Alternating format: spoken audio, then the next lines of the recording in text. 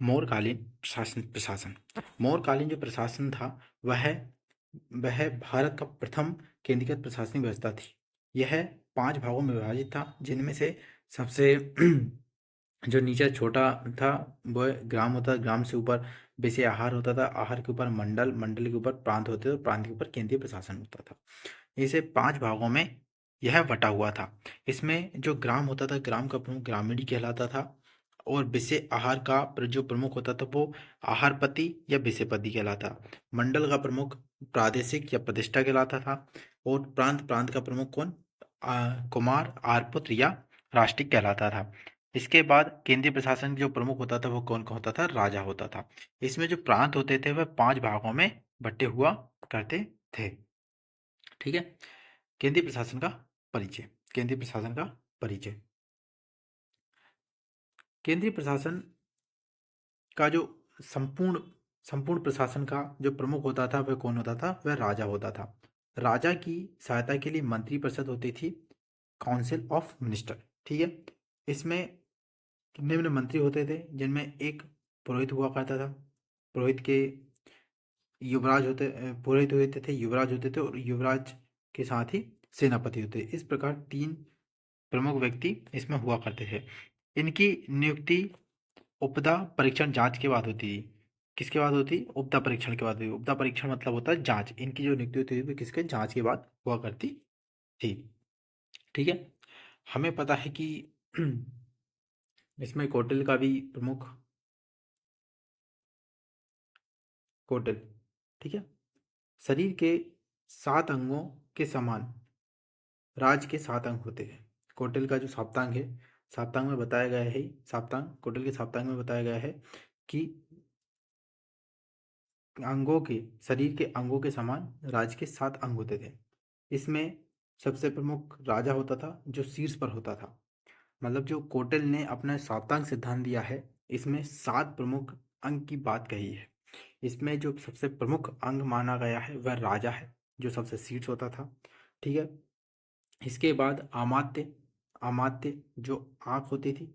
ठीक है। जनपद, जनपद कौन? क्षेत्र और जनसंख्या, जनसंख्या होती थी, जिनको जनपद कहते थे। और ये क्या? पैर होते थे। सप्तांग में क्या होते थे? पैर होते थे।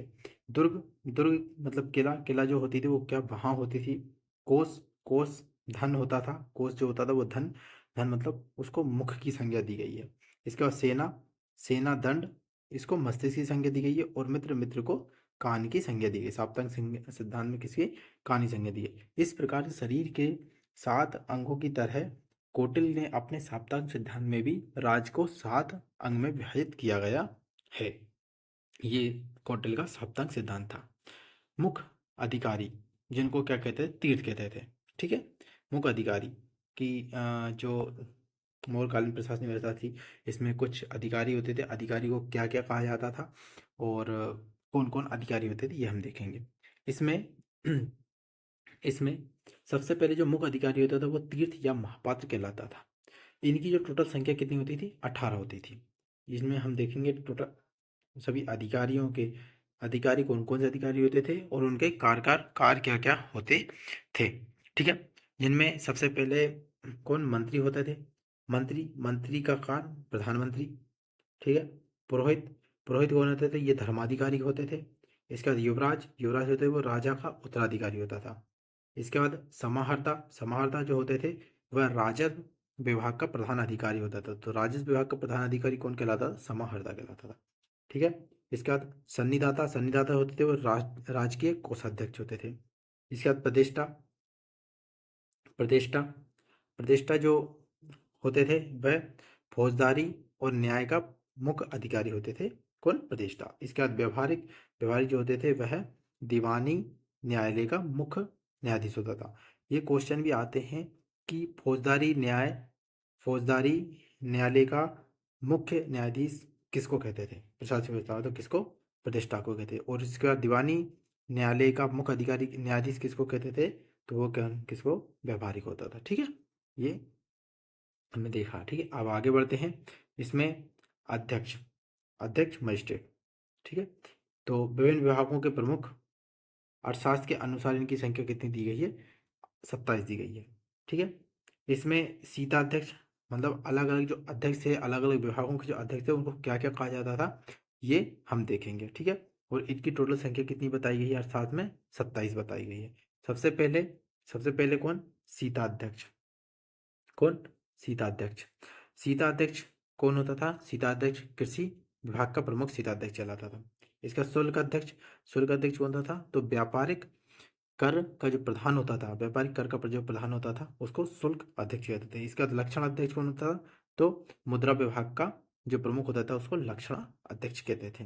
नब्बे अध्यक्ष कौन होता था, नब्बे अध्यक्ष मतलब किसका, जहाज विभाग का प्रमुख होता था, वो कौन कहलाता था, नब्बे अध्यक्ष कहलाता था। इसके बाद मुद्रा अध्यक्ष को क्या क्या होता है, पासपोर्ट विभाग का जो अध्यक्ष होता है उसको का मुद्रा अध्यक्ष कहते थे। ठीक है, इसके बाद इनकी केंद्रीय प्रशासन व्यवस्था के बाद हम देखते हैं प्रांतीय प्रशासन व्यवस्था। प्रांतीय प्रशासन व्यवस्था। तो जो केंद्र था वो 5 प्रांतों चक्रों में विभाजित था। 5 प्रांतों में हमें बताया कि सबसे ऊपर केंद्रीय प्रशासन होता है, वो केंद्रीय प्रशासन के नीचे कौन होता है, प्रांत होते हैं। प्रांत कितने भागों में विभाजित था, तो प्रांत 5 भागों में विभाजित था। तो केंद्र जो होता है वो कितने, 5 भागों में विभाजित था। इसका जो प्रमुख होता था वो कौन होता था, हमने देखा। तो इसका जो प्रमुख होता था वो कुमार या राष्ट्रिक या आर्यपुत्र हुआ करते थे। ठीक है, और ये राज परिवार का सदस्य होते थे। ठीक है, जैसे हमने देखा अशोक, तो अशोक कहाँ का, किस प्रांत का प्रमुख था, तो वह अवंती राज का राजपाल था। ठीक है, अशोक का जो पुत्र था वो कुणाल भी था। ठीक है, और इनकी जो सहायता थी, मतलब जो कुमार, राष्ट्रिक, आर्यपुत्र, इनकी सहायता के लिए कौन होती थी, तो इनकी सहायता के लिए मंत्रिपरिषद होती थी। ठीक है, ये 5 हम मोट साम्राज्य में देखते हैं। तो उत्तरापद जो प्रांत था इसकी राजधानी क्या थी, तक्षशिला थी। दक्षिणापद की राजधानी क्या थी, सुवर्णा थी। अवंती राज की क्या थी, उज्जैनी थी। इसके बाद प्राची या पूर्वी प्रदेश की कौन, पाटलिपुत्र थी। और कलिंग की कौन थी, तोसली राजधानी थी। तो ऐसे ये 5 प्रांतों में विभाजित था। इसके बाद नगर प्रशासन, प्रांत प्रशासन हो गया, प्रांत प्रशासन के बाद अब हम देखते हैं नगर प्रशासन। नगर प्रशासन का नगर प्रशासन का जो स्रोत था वो मेगसनी की इंडिका में मिलता है। मेगसनी की बुक है जिसका नाम इंडिका है, उसमें इसकी जानकारी मिलती है, किसकी, नगर प्रशासन की। इसमें बताया गया कि जो नगर प्रशासन का जो प्रमुख होता था वो एस्टिनोमोई होता था। ठीक है, इसका नगर प्रशासन में कितने सदस्य होते हैं, 30 सदस्य होते हैं। और ये कितनी समितियों में, 6 समितियों में विभाजित थे। ठीक है, जो हम समिति निम्न समिति हम देखते हैं। पहली समिति पहली समिति कौन थी, पहली समिति थी औद्योगिक औद्योगिक तथा कलात्मक उत्पादन संबंधी थी पहली समिति। दूसरी समिति थी विदेशियों के मामलों देखने का काम करती थी। तीसरी समिति थी तो जो जन्म और मृत्यु का पंजीकरण करने का काम करती थी। चौथी समिति व्यापार तथा वाणिज्य का विनिमय करती थी। पांचवी समिति माल के विनिमय पर नजर रखती थी। और छठी समिति थी वह क्या, कर वसूलने का काम करती थी। ऐसे प्रकार निम्न समिति थी जो निम्न काम करती थी। ठीक है, जैसे औद्योगिक तथा कला उत्पादन संबंधी काम करना, विदेशियों के मामले देखना, जन्म मृत्यु का पंजीकरण करना, और व्यापार तथा वाणिज्य का विनिमय करना, माल के विनिमय का नजर रखना, कर वसूलना। ऐसे प्रकार ये टोटल हमारी 6 समिति हो गई।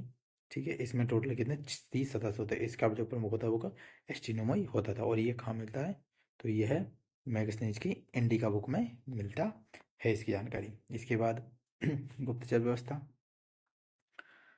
गुप्तचर जो होता था उसको क्या, गुण पुरुष कहते थे। ठीक है, और ये 2 प्रकार की संस्था थी। एक 2 प्रकार से विभाजित थी, एक संस्था में और दूसरी संचार में। एक संस्था में, एक संचार। जो संस्था होती थी वो एक ही स्थान पर रह काम करती थी। ठीक है, और जो संचार होते थे वो भ्रमणशील होते थे। इस प्रकार जो गुप्तचर थे वो 2 भागों में विभाजित थे। इनका जो प्रमुख होता था वह महामात्य सर्प कहलाता था, गुप्तचर। ठीक है, आगे राजस्व व्यवस्था। ठीक है, जो मौर्यकालीन व्यवस्था में, राज्य व्यवस्था में आय का मुख्य जो स्रोत था वो क्या था, भू राजस्व था। मतलब जो भूमि से, जमीन से जो हमें राजस्व मिलता था, टैक्स मिलता था, रेवेन्यू, वह इसका प्रमुख स्रोत था। भूमि को सीता सीता कहा, भूमि को निम्न भागों में विभाजित था। जिनमें सीता सीता कहते थे। सीता हमने देखा था कि सीता मतलब भूमि का जो प्रमुख होता था वो सीता अध्यक्ष कहलाता था। इस प्रकार जो सीता थी, सीता किसको कहते थे? तो सीता सरकारी भूमि को सीता कहा जाता था। ठीक है। भाग भाग भाग जो भूमि थी वह निजी भूमि थी, मतलब प्राइवेट भूमि थी। ठीक है। अदेव मात्रक जो भूमि थी वह बिना वर्षा के अच्छी खेती होने वाली जो भूमि थी वो अदेव मात्रक भूमि कहलाती थी। इस प्रकार जो भूमि को 3 भागों में विभाजित किया गया था। इसके बाद टैक्स, जो टैक्स कितना लिया जाता था, तो टैक्स कौटिल्य के अनुसार अलग बताया गया है और मेगसनी के अनुसार अलग बताया गया है। कौटिल्य की अर्थशास्त्र में जो बताया गया है कि जो टैक्स था वो कुल उत्पादन का 1/6 लिया जाता था। इस पर मेगसनीज के में बताया है कि 1/4 भाग लिया जाता था। ठीक है। इस पर अलग अलग बताया गया है, तो 1/6 1/4। इसके बाद जो बिक्री कर था, बिक्री कर मूल का 10वां भाग लिया जाता था। जितना मूल बेचा उसका 10वां भाग बिक्री कर के रूप में लिया जाता था। इसके बाद कुछ अन्य कर भी थे जिसमें रज्जु कर, बली कर और विविध कर। ठीक है। रज्जु कर में भूमि माप, ठीक है, भूमि माप के लिए कर था। बलि बलि जो था धार्मिक काम के लिए जो कर था वो बलि कहलाता था। ठीक है। और विविध क्या था? तो चारागाह के लिए जो कर लिया जाता था वो विविध कर कहलाता था। ठीक है। अकाल के समय राहत, ये कर क्यों लिया जाता था? जब अकाल पड़े उसके समय जो राहत देने के लिए कर के लिए इस कर को लिया जाता था। ठीक है। इसके बाद हम देखते हैं सैन्य प्रशासन। सैन्य प्रशासन, युद्ध क्षेत्र से सेना का नेतृत्व करने वाला जो अधिकारी था वह कौन कहलाता था? वह नायक कहलाता था। ठीक है। जस्टिन जास्टिन का विवरण, जास्टिन के अनुसार, मतलब अलग अलग जो दार्शनिक आए थे इन्होंने सैन्य प्रशासन को अलग अलग डिवाइड किया है। इन्होंने अलग अलग तरीके से बताया है कि किसी किसी इनके कितने हाथी होते थे, कितने पैदल सैनिक होते थे। तो ये हम देखते हैं इसमें।